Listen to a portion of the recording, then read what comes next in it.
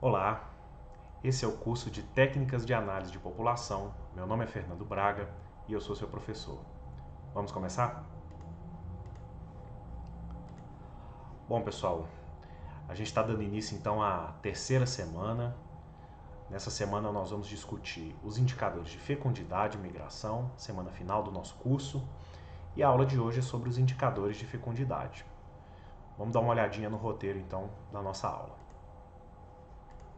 Bom, a estrutura dessa aula vai ser muito similar à nossa discussão realizada sobre a mortalidade. Vou falar rapidamente aqui sobre a estrutura de cálculo da taxa específica de fecundidade e também da taxa de fecundidade total. Da mesma forma que a mortalidade, a gente tem então uma taxa específica por idade e depois uma medida sintética que também vai reproduzir aí uma população hipotética, tá? Bom, depois a gente vai para a planilha e calculamos então a taxa específica de fecundidade, vamos mostrar uma curva de fecundidade por idade e finalizamos então com o cálculo e a interpretação da taxa de fecundidade total. Então vamos dar uma olhadinha aqui na estrutura de cálculo, né? Lembrando que isso também está explicado no nosso material didático. Bom, então a taxa de fecundidade, a taxa específica de fecundidade, seguindo o mesmo raciocínio da taxa específica de mortalidade, ela é a razão entre o número de nascidos vivos das mulheres nos grupos etários específicos sobre o total de mulheres nessa idade. Então ali mede também uma incidência do evento fecundidade sobre a população numa idade específica. Então, mais uma vez, né, é também uma taxa que não carrega os efeitos da estrutura etária, como a taxa bruta de natalidade carrega. A taxa bruta de natalidade, inclusive, traz também a população total, então traz a população masculina, né, mais um efeito. E aqui a gente está verificando o evento apenas, a incidência desse evento apenas em meio à população feminina. Bom, a partir dessa taxa, então, a gente tem uma série por idade, mais uma vez, também é uma medida de período, né? Ela não acompanha uma geração específica, mas a gente pode tentar simular, né? Similarmente à questão da esperança de vida ao nascer, a gente pode tentar simular uma população hipotética que experimentasse todas as taxas de fecundidade, todas as taxas específicas de fecundidade medidas por um determinado ano em uma determinada população. Então a taxa de fecundidade total, ela vai tentar reproduzir essa experiência. Então imagina que existe uma população hipotética que no período entre 15 e 19 anos experimente a taxa de fecundidade específica do Brasil das mulheres entre 15 e 19 anos do ano 2000. Da mesma forma, a gente pode seguir o raciocínio similar. Então, entre 20 e 24 anos experimenta a mesma taxa, entre 25 e 29, até esse período final aqui, que é 45 a 49. Notem que a gente excluiu 10 a 14 e os períodos após 50 anos, porque os valores são muito pequenos. Então, assim, o usual para trabalhar com a taxa de fecundidade total é recortar o período reprodutivo da mulher nesse período onde efetivamente a gente tem um número expressivo de nascimentos. Então, convencionar que o período reprodutivo está entre 15 e 49 anos, evidentemente há algumas exceções, mas estatisticamente elas não são significantes. Bom, então o que acontece? A primeira coisa que a gente precisa entender é que a taxa é calculada para um ano só. Então, para o ano 2000, você tem uma taxa específica de fecundidade para esse grupo. Mas como o grupo é quinquenal, né, a gente precisaria então expandir o valor para que alcançasse 5 anos. Se a gente olhar para esse cálculo, né, ele é simplesmente um número médio de filhos por mulher. Então, suponhamos as mulheres de 15 anos, baseado nesse cálculo, no primeiro ano tiveram esse número médio de filhos, mas aos 16 elas repetiriam essa mesma fecundidade, aos 17 até os 19. Então o que a gente precisa fazer para ter o número completo de filhos nesse período de 15 anos é multiplicar cada uma dessas taxas específicas por 5, porque aí a gente vai ter então juntando o período de 5 anos, né, ela está exposta aqui a essa taxa, né, a digamos assim, essa probabilidade de ter filhos durante os os 5 anos em que ela permanece nessa idade. Nos próximos 5 anos, entre 20 e 24, aí ela vai estar exposta a uma outra probabilidade de ter filhos. Feito isso, então, a gente consegue percorrer todo esse período reprodutivo.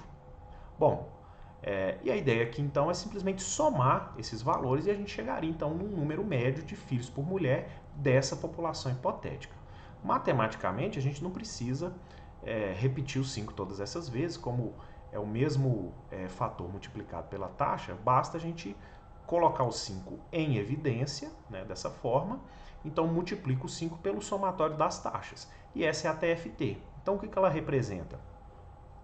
O número médio de filhos por mulher de uma população hipotética que também apresentasse ao longo da sua vida, né, que experimentasse ao longo da sua vida as taxas específicas de fecundidade de uma população de referência em um determinado momento. Bom, mesmo raciocínio, né, mesma simulação de uma população hipotética. Então vamos lá a planilha para a gente enxergar esses dados para a população brasileira nos períodos que a gente está analisando. Então vamos lá. Também já deixei preparado aqui, são todos dados que nós já coletamos no DataSUS e no IBGE. Então temos o número de nascidos vivos por idade da mãe e o número total de mulheres nessa idade coletados no censo demográfico. Então é muito simples, né? Da mesma forma, a taxa específica de fecundidade é a razão entre o número de nascidos vivos e o número de mulheres na idade. Então, dou um Enter aqui, vou fazer o preenchimento automático e a mesma coisa do lado de cá, né? Nascidos vivos dividido pelo total de mulheres. Então, mais uma vez, a gente tem aqui, né, esse conjunto de dados que representa essa incidência, né, do evento fecundidade nas mulheres nos diferentes grupos etários. Mais uma vez, né, são números que ficam interessantes de se enxergar numa representação gráfica. Então, façamos aqui a nossa curva de fecundidade, já transportei aqui também, e a gente pode inserir um gráfico para enxergar o comportamento dessa taxa nos 2 anos. Então, seleciona tudo, vem aqui inserir, gráfico, ele vai montar, né, automaticamente aqui um gráfico e a gente faz as nossas modificações. Primeira coisa também, aqui já dá até para visualizar, mas fica bem mais fácil a gente visualizar se for um gráfico de linha. Então vou alterar aqui para o tipo gráfico de linha e vou também, uma única coisa, alterar esse título, tá? Para taxas específicas de fecundidade Brasil 2000 e 2010. Vamos alterar aqui o texto daquela forma de sempre, colocar ele centralizado. Então temos aí já bem visível o nosso gráfico com as taxas de fecundidade.